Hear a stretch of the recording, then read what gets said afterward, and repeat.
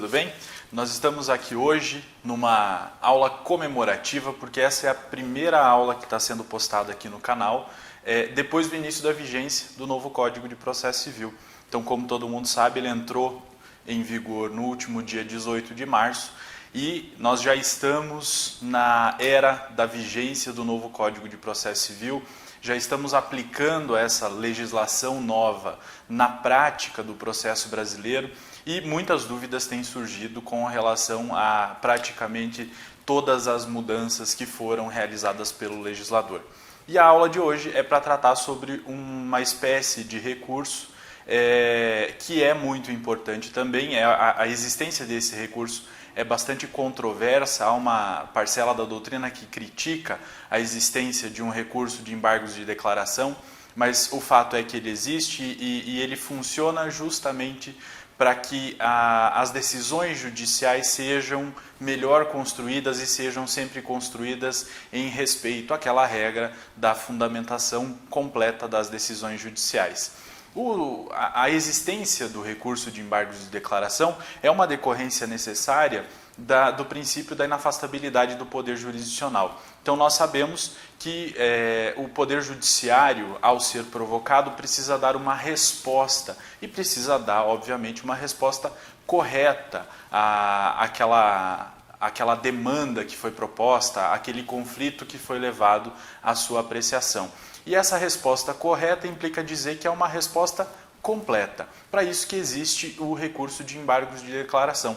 Porque se a sentença for obscura, contraditória, omissa, se a decisão contiver um erro material, o recurso que a parte pode manejar para corrigir esse equívoco na decisão é o recurso de embargos de declaração. E ele começa a ser previsto no novo Código de Processo Civil a partir do artigo 1022. Vamos conferir o que ele diz. Diz assim: cabem embargos de declaração contra qualquer decisão judicial para, inciso 1º, esclarecer obscuridade ou eliminar contradição. Inciso 2º, suprir omissão de ponto ou questão sobre o qual devia se pronunciar o juiz de ofício ou a requerimento.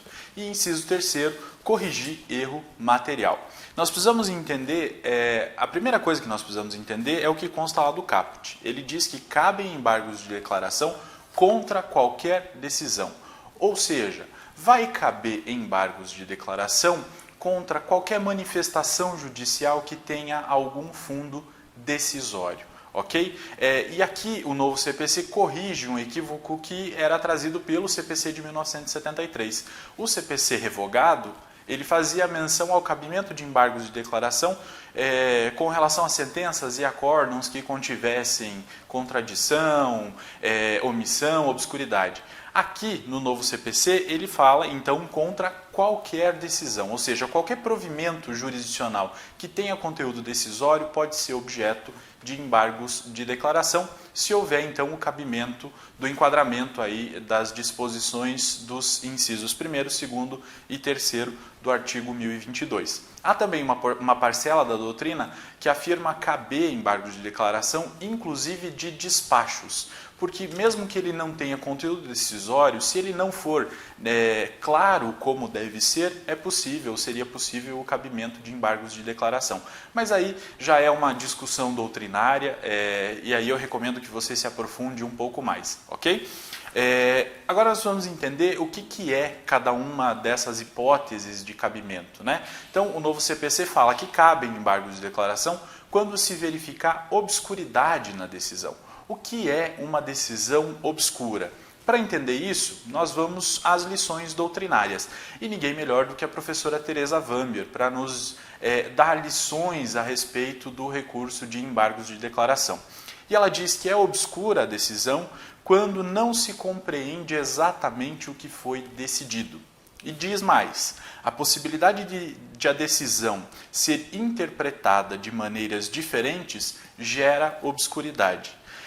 Pode decorrer de defeito na expressão ou na falta de firmeza na convicção do juiz, que se perceba pela leitura do texto da decisão.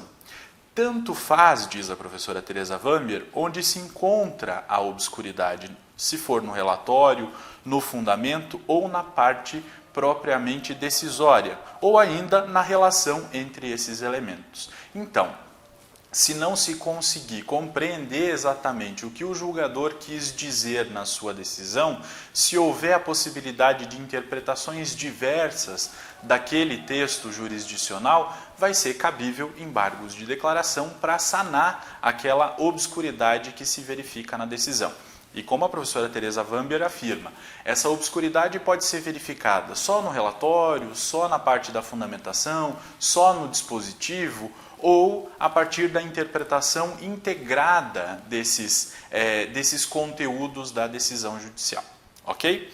Além disso, nós precisamos compreender o que é a chamada contradição. Quando uma decisão é contraditória, e aí vai ser cabível os embargos de declaração. E aí a doutrina diz que haverá contradição quando se tiver proposições dentro de uma mesma decisão que são inconciliáveis. E também resgatando as lições da professora Teresa Vambier. Ela diz que essa ideia de contradição se confunde com a incoerência interna da decisão, com a coexistência de elementos que são racionalmente inconciliáveis. Então, se pela leitura daquela decisão se verificar que trechos dela são contraditórios, vai ser então cabível o recurso de embargos de declaração para que o juiz corrija aquele problema da decisão e então aquela decisão deixe de ser contraditória. Mas uma coisa precisa ser alertada. Há práticos do direito que confundem essa contradição, que é uma incoerência interna da decisão, com a contradição que há entre os fundamentos dados pelo juiz para resolver aquele problema e os fundamentos utilizados pela parte. É natural que haja, eventualmente, essa contradição entre os fundamentos trazidos pela parte e os fundamentos utilizados pelo juiz. Em que sentido? Se a parte alegar que o direito é seu, vamos imaginar que o autor tenha proposto uma ação alegando ser detentor de um determinado direito. Se na sua decisão o juiz não concordar com essa afirmação e trouxer fundamentos contrários àqueles fundamentos trazidos pela parte autora, é evidente que houve uma contradição entre os fundamentos utilizados pelo autor e os fundamentos utilizados pelo juiz. Mas aí não vai caber o recurso de embargos de declaração, porque a contradição de que trata o artigo 1022 é uma contradição interna, uma contradição que você encontra dentro da própria decisão. Ok? Então, é uma contradição entre os fundamentos daquela decisão. Repito, entre os fundamentos da decisão, não entre os fundamentos da decisão e os fundamentos utilizados pela parte. Ou mesmo uma contradição entre o que o juiz disciplinou no dispositivo da sua decisão e o fundamento que ele tenha utilizado para justificar a sua decisão. Ok? Então, isso que é contradição para que seja cabível o recurso de embargos de declaração. Mais adiante, nós precisamos compreender o que é omissão no julgado. Então, nós sabemos que a parte ou as partes, quando formulam os seus pedidos, elas querem que esses pedidos sejam todos apreciados pelo judiciário. Então, haverá omissão sempre que um dos pedidos não for apreciado pelo judiciário, certo? Além disso, haverá omissão sempre que um fundamento determinante, um fundamento relevante trazido pela parte não tenha sido apreciado pelo juiz. Então, essa omissão diz respeito basicamente à análise dos pedidos formulados e à análise dos fundamentos trazidos pelas partes. Mas mais do que isso, o parágrafo único do artigo 1022 complementa esse conceito de omissão para dizer o seguinte: considera-se omissa a decisão que, inciso 1º, deixe de se manifestar sobre tese firmada em julgamento de casos repetitivos ou em incidente de assunção de competência aplicável ao caso sob julgamento. O que ele quer dizer com isso? Ele quer dar às decisões judiciais, à jurisprudência de forma geral e aos precedentes, a força que eles devem ter para que seja promovida de fato a segurança jurídica. Então, se o juiz deixa de se manifestar sobre uma tese firmada no julgamento dos casos repetitivos ou num incidente de assunção de competência que poderia ou seria aplicável àquele caso, se o juiz deixa de se manifestar, a sua decisão será omissa. E o inciso 2º diz que é omissa a decisão que incorra em qualquer das condutas descritas no artigo 489, parágrafo 1º. Nós já conhecemos o artigo 489, parágrafo 1º, já sabemos sobre a fundamentação analítica, a exigência de fundamentação analítica, e sabemos, inclusive, que o artigo 489, no seu parágrafo 1º, utilizou-se de uma técnica bastante peculiar, porque ele disse, em exemplos, o que não se considera uma decisão fundamentada. Então, se o juiz, o julgador de modo geral, o juiz, o desembargador ou o ministro, incorrer numa conduta descrita no artigo 489, parágrafo 1º, a sua decisão será considerada omissa e então será o caso de oposição de embargos de declaração. Ok? Além disso, é cabível embargos de declaração quando se verificar um erro material. Agora nós precisamos saber o que é um erro material. A doutrina também explica o que é erro material e, mais uma vez, nós vamos trazer as lições da professora Teresa Vamber. E ela diz que o erro material é um erro, primeiro, que é perceptível por qualquer homem médio, e segundo, é um erro que não tenha, evidentemente, correspondido à intenção do juiz. E ela complementa dizendo assim: vê-se, pois, que o erro material é necessariamente manifesto, no sentido de evidente, bem visível, facilmente verificável, perceptível. Vamos imaginar, numa determinada decisão, o juiz está construindo o seu raciocínio e está se referindo ao réu. E, num determinado momento, ele se confunde, em vez de se referir ao réu, refere-se ao autor, por engano. O que se vê ali, pela interpretação do que está sendo decidido, é que aconteceu um mero erro material, um erro de digitação. Em vez de se digitar réu, o juiz acabou digitando autor. Isso não vai interferir, não vai mudar o sentido da sua decisão. É um mero erro material que pode ser, então, ou corrigido de ofício ou podem ser opostos embargos de declaração para a correção daquele erro. A mesma coisa acontece quando há um erro de cálculo na sentença, né? O juiz apresenta cálculos e ali há um erro de cálculo. Isso pode ser corrigido posteriormente porque não vai mudar o sentido da decisão, ok? A decisão permanecerá a mesma. O que vai ser corrigido é um pequeno erro. E é importante essa lição da professora Teresa Vamber ao dizer que um erro, ele é um erro material, nesse caso, para o cabimento de embargos de declaração, ele é necessariamente manifesto. É aquele tipo de erro que você olha e imediatamente você percebe que é um erro material, certo? Por quê? Porque justamente ele não vai mudar, é um erro simples, né, básico, e ele não vai mudar o sentido da decisão. E aí, nesse caso, são cabíveis os embargos de declaração, ok?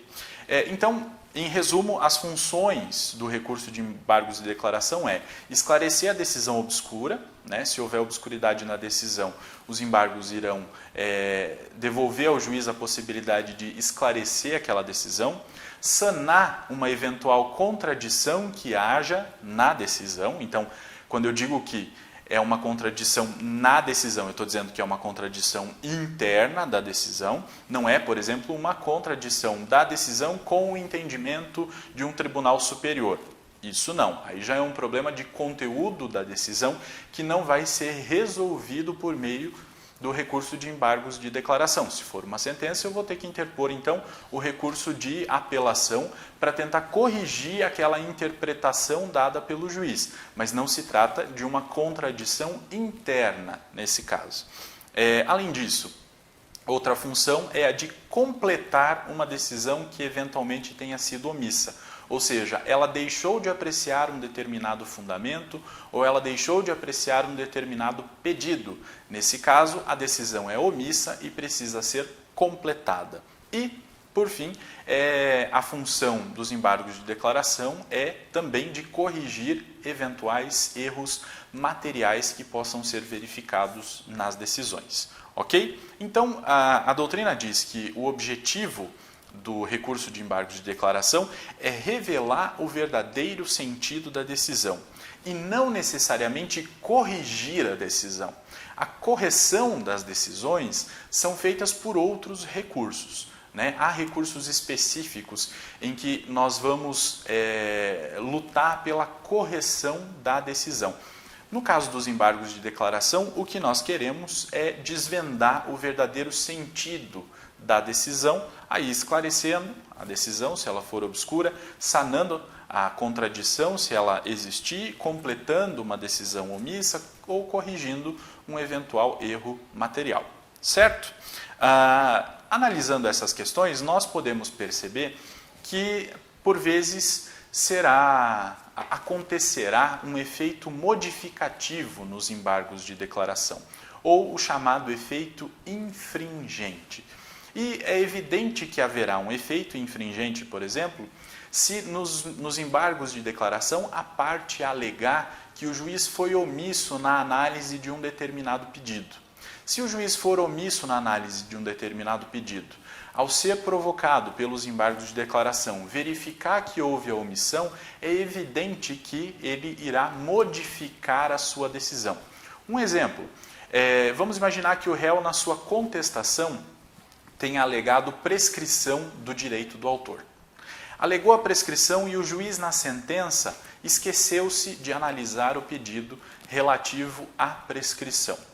Esqueceu, o réu então opôs o recurso de embargos de declaração após a sentença. Quando o juiz recebe o recurso de embargo de declaração, ele verifica que de fato ele esqueceu-se de analisar o pedido de decretação da prescrição formulado pelo réu na sua defesa. E ao analisar o pedido de prescrição, ele verifica que o réu tenha razão. E aí ele vai ter que decretar a prescrição naquele caso. Se antes ele tinha dado ganho de causa para o autor, agora ele vai ter que modificar a sua decisão para dizer que houve a prescrição do direito. E aí o que nós tivemos foi um recurso de embargos de declaração com efeito modificativo, certo? A regra é que o recurso de embargos de declaração não tenha essa consequência de modificação da decisão judicial, mas é possível que aconteça, ok? E aí é de suma importância a gente resgatar as lições do professor José Carlos Barbosa Moreira, quando ele faz uma comparação entre as hipóteses de cabimento do recurso de embargos de declaração, para justamente tentar identificar em quais delas haverá esse efeito infringente ou esse efeito modificativo. E ele diz assim: na hipótese da obscuridade, realmente o que faz o novo pronunciamento é só esclarecer o teor do primeiro, dando-lhe a interpretação autêntica. Então, na hipótese da obscuridade, não haverá o efeito infringente, o efeito modificativo, porque o que se quer quando se alega a obscuridade é que o juiz esclareça o sentido que ele considera correto para a interpretação da sua decisão. E prossegue o professor Barbosa Moreira. Havendo contradição, ao adaptar ou eliminar alguma das proposições constantes da parte decisória, já a nova decisão altera, em certo aspecto, a anterior. Então, aqui nós temos a possibilidade de, quando se invocar contradição, nós temos a possibilidade de que haja um efeito infringente ou efeito modificativo da decisão judicial. E esse efeito é decorrente dos embargos de declaração. E prossegue o professor Barbosa Moreira para dizer que, e quando se trata de suprir a omissão, não pode sofrer dúvida que a decisão que acolheu os embargos inova abertamente. É claro, claríssimo, que ela diz aí mais que a outra. Então, com isso ele quer dizer que nesse caso, como no exemplo que eu dei, o juiz, ao suprir uma omissão que se constata na sua decisão judicial, evidentemente vai acabar modificando aquela decisão judicial e aí vai se perceber que há o efeito infringente nos embargos de declaração. Certo? Indo adiante, o artigo 1023 estabelece o prazo de 5 dias para o recurso de embargos de declaração. Via de regra, como nós sabemos, o novo CPC acabou unificando os prazos, com exceção do recurso de embargos de declaração, né? Então, para os embargos de declaração, o prazo não é de 15 dias, como é para apelação e como é para o agravo de instrumento, por exemplo. O prazo é de 5 dias, ok? Procedimento. Está lá no artigo 1023 também, né? Tem que ser uma petição escrita, devidamente fundamentada, em que a parte vai apresentar a obscuridade, a contradição, a omissão ou a existência do erro material. Essa petição escrita e fundamentada é dirigida ao magistrado ou ao desembargador ou ao ministro que proferiu a decisão que é omissa, que é contraditória, enfim, a decisão contra a qual foi oposto o recurso de embargos de declaração, ok? E no caso dos embargos de declaração, não há necessidade de preparo recursal, ou seja, não há custas previstas para o recurso de embargos de declaração. E o parágrafo 2º do artigo 1023 traz uma disposição interessantíssima a respeito do contraditório nos embargos de declaração, justamente quando se tem a possibilidade de esses embargos terem efeito modificativo ou efeitos infringentes.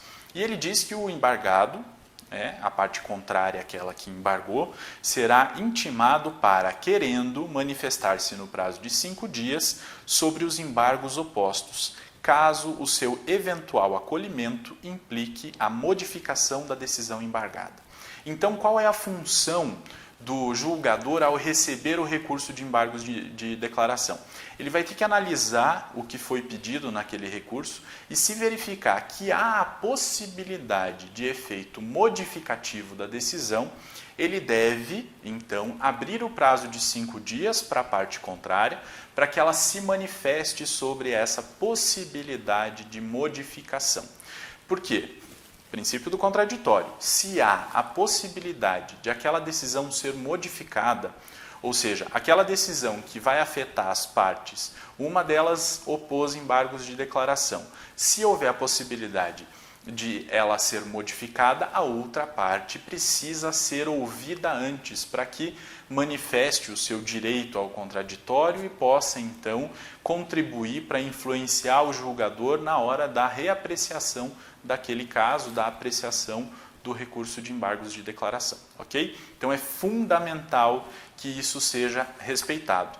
Não havia no CPC de 73 uma disposição semelhante a essa, mas muitos juízes e tribunais já vinham aplicando isso na prática como uma decorrência lógica do princípio do contraditório, o que está evidentemente correto, né? Porque se há a possibilidade de os embargos terem efeito modificativo, e antes nós precisamos ouvir a parte que vai ser também afetada por aquela modificação, tá? Então, intima-se a parte contrária, a parte embargada, para que ela se manifeste no prazo de 5 dias e então vai para a apreciação do julgador aquele recurso de embargos de declaração, ok? O artigo 1024 vai tratar sobre o prazo de 5 dias que o julgador tem para analisar aquele recurso de embargos de declaração. Como nós sabemos, trata-se de um prazo impróprio, né? Diferentemente do prazo que é dado às partes, que é um prazo próprio, que se ele não for cumprido, a parte perde o direito de praticar aquele ato processual, acontece a preclusão temporal.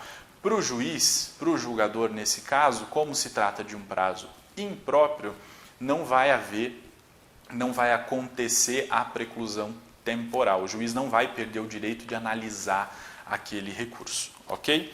E os parágrafos do artigo 1024 vão disciplinar sobre o procedimento dos embargos de declaração quando eles são opostos contra a decisão ou decisões proferidas nos tribunais. Vamos conferir? O parágrafo 1º diz assim: nos tribunais, o relator apresentará os embargos em mesa na sessão subsequente, proferindo voto e, não havendo julgamento nessa sessão, será o recurso incluído em pauta automaticamente, né?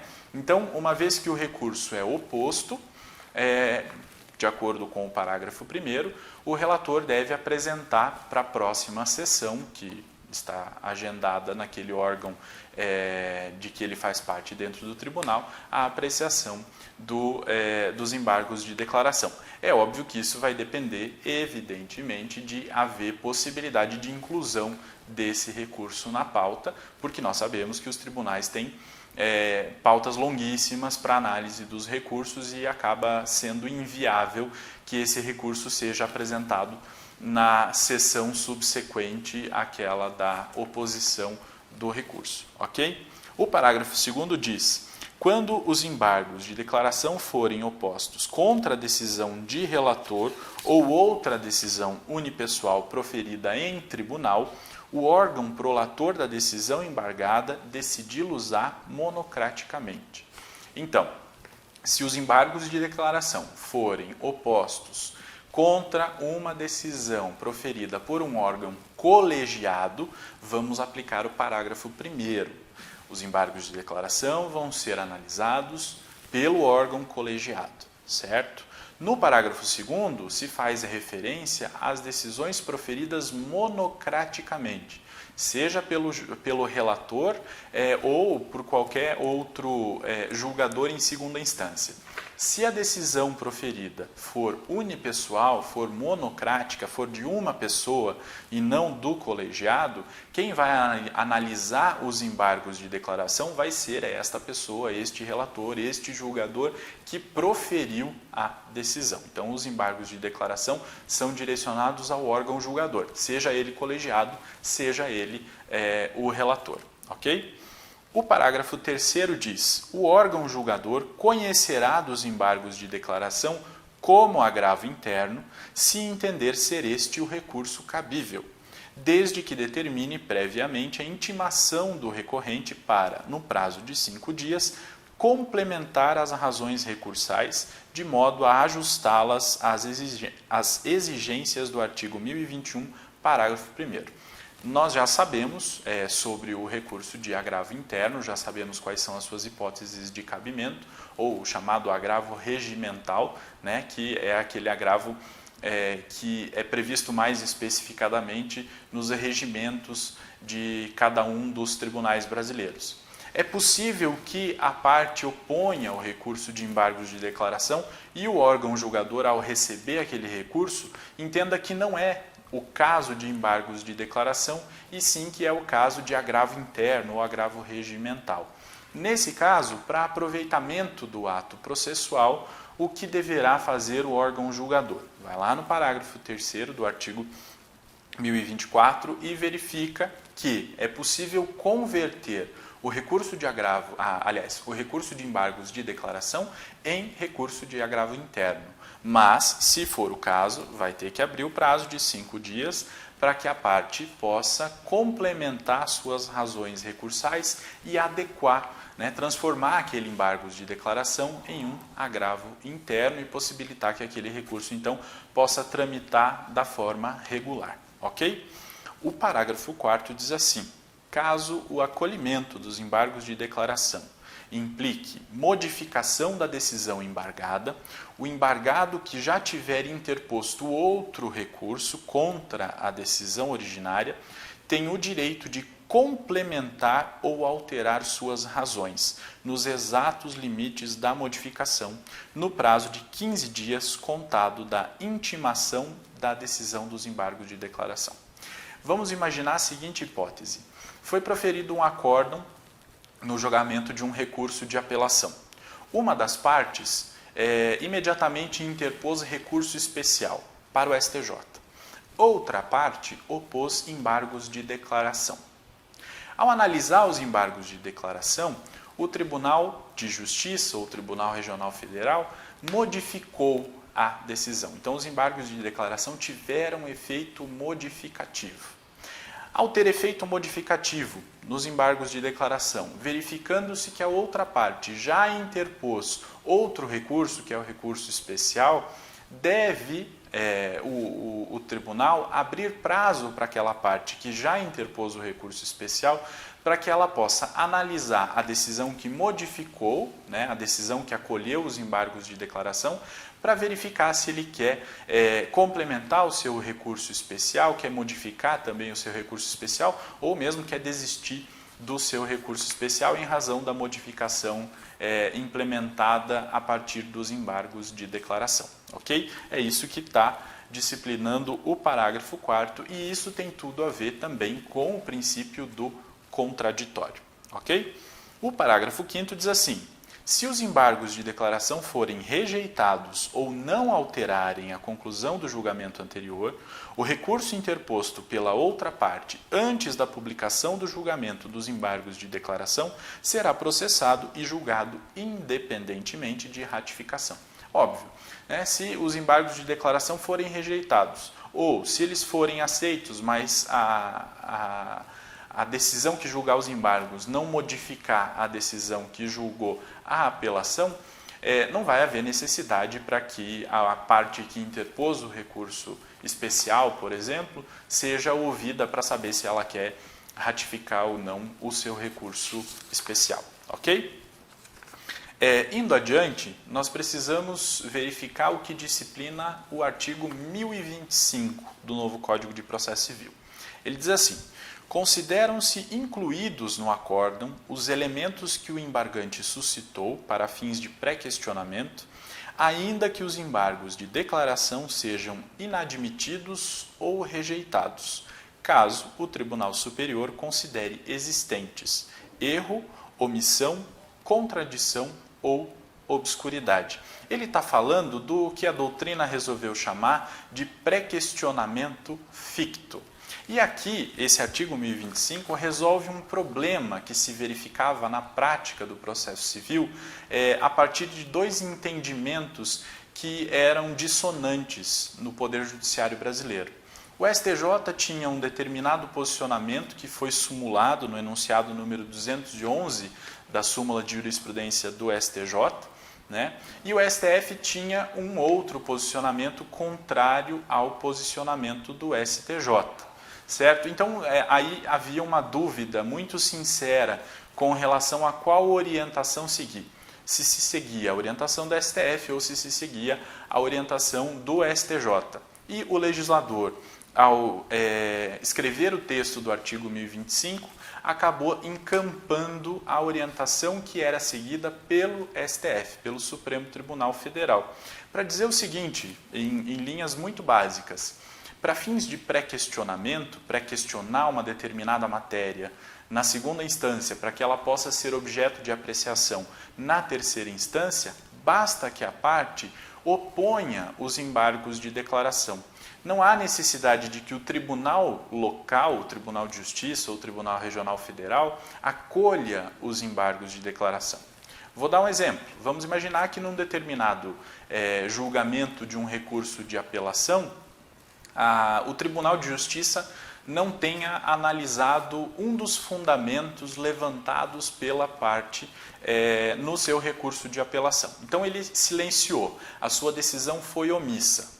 A parte, então, opõe o recurso de embargos de declaração e, nesse recurso de embargos de declaração, denuncia a omissão. Diz: olha, o tribunal não se manifestou sobre esse ponto. O tribunal, o relator ou o órgão colegiado, ao analisar esse recurso de embargos de declaração, diz que a decisão não é omissa. Reforça o entendimento anterior e rejeita os embargos de declaração para dizer que eles não eram cabíveis, por exemplo, naquele caso, porque não havia omissão na decisão contra a qual os embargos foram opostos. Aí nós tínhamos um problema, se fosse antes da vigência do novo CPC. Por quê? Porque se tivesse que interpor o recurso especial, ao chegar no STJ, o STJ ia dizer que não houve o pré-questionamento, porque o tribunal não havia enfrentado aquela questão, mesmo a parte tendo oposto os embargos de declaração. Se fosse um recurso extraordinário para o STF ia dizer que sim, que houve pré-questionamento, porque a parte Muito embora o Tribunal de Justiça não tenha apreciado a questão, a parte opôs os embargos de declaração e cobrou do Tribunal de Justiça uma manifestação sobre aquele ponto. E me parece particularmente que essa posição do STF é a posição mais razoável, né?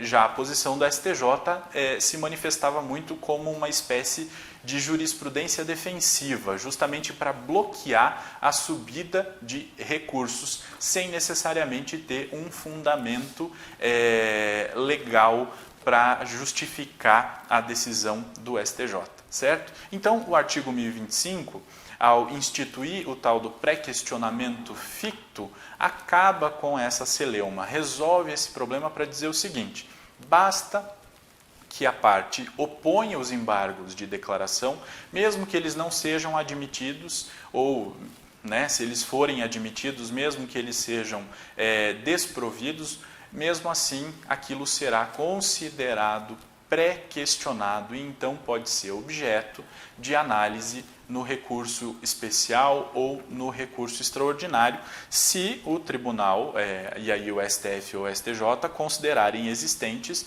o erro, a omissão, a contradição ou a obscuridade. Ok? Prosseguindo, nós precisamos entender o que disciplina o artigo 1026, que vai falar sobre os efeitos ou sobre o efeito suspensivo nos embargos de declaração. Ele diz assim: os embargos de declaração não possuem efeito suspensivo e interrompem o prazo para interposição de recurso.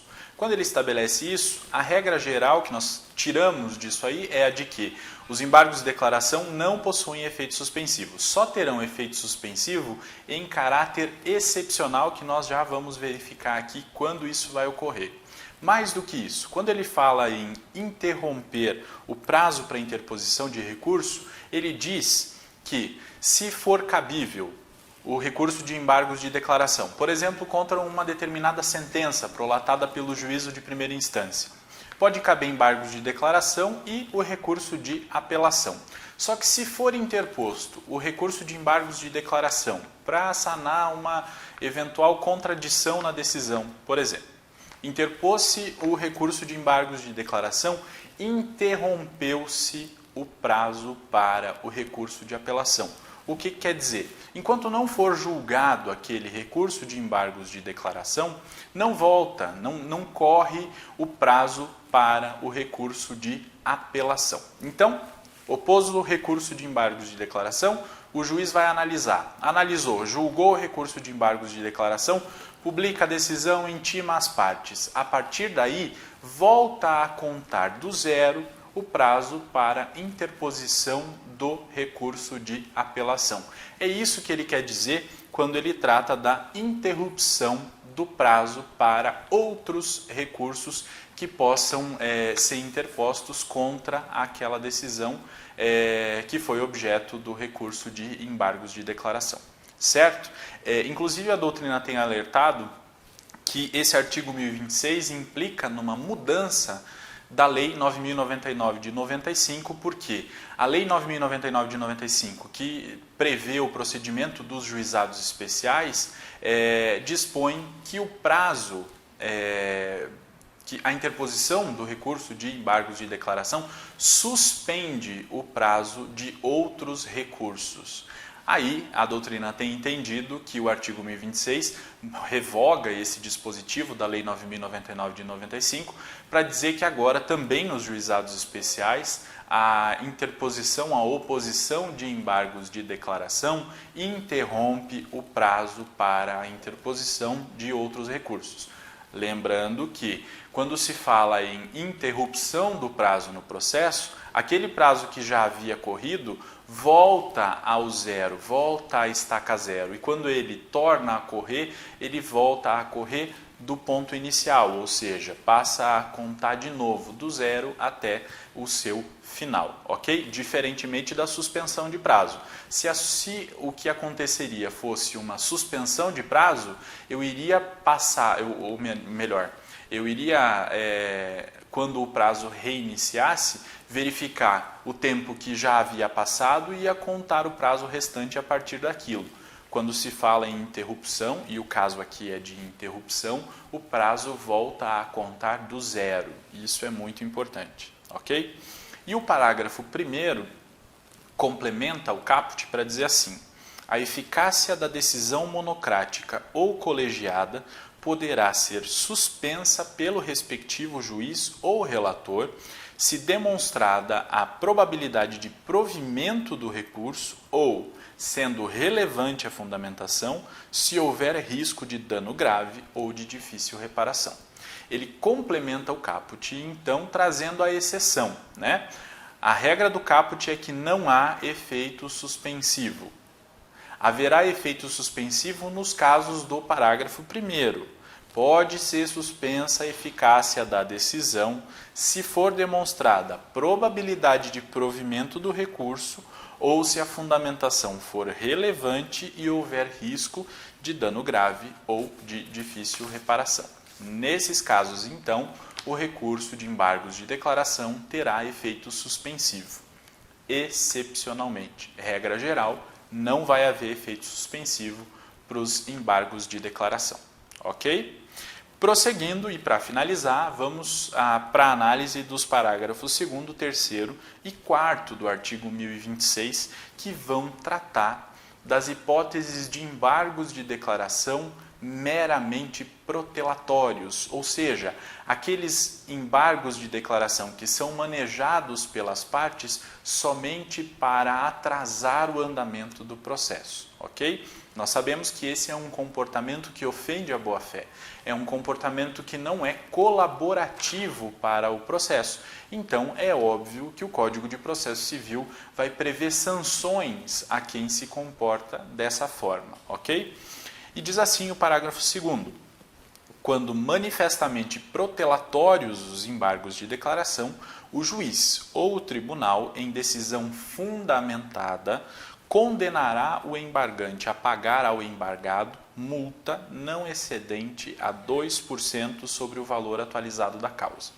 Então, há previsão de multa quando se tiver diante de um recurso de embargos de declaração que seja considerado em decisão fundamentada, isso é muito importante, né? Fundamentada daí de acordo com as regras de fundamentação analítica, tudo bonitinho.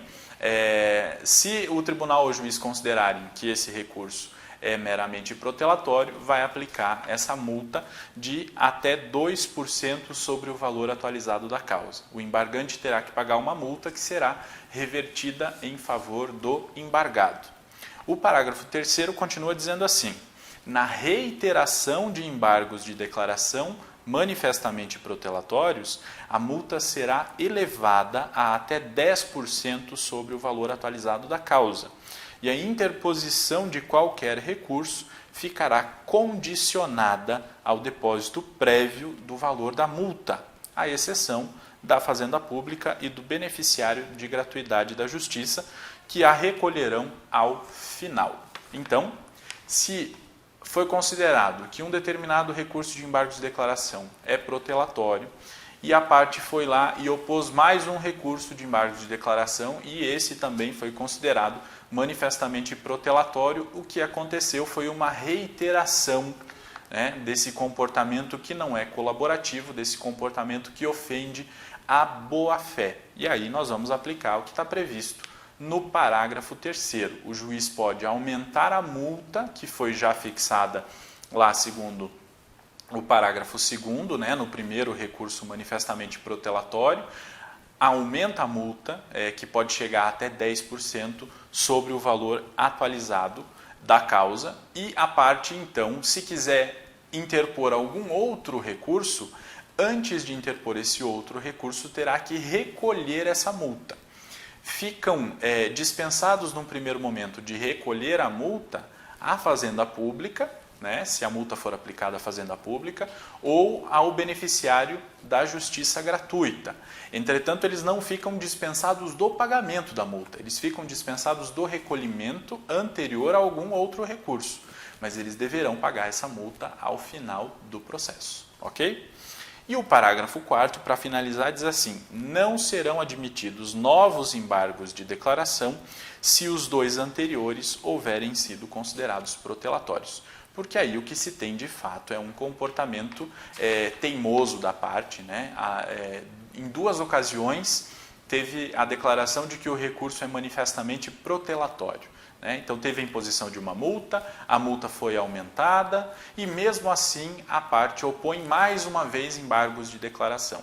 Esse terceiro recurso de embargos de declaração, se os 2 primeiros forem considerados manifestamente protelatórios, não será recebido.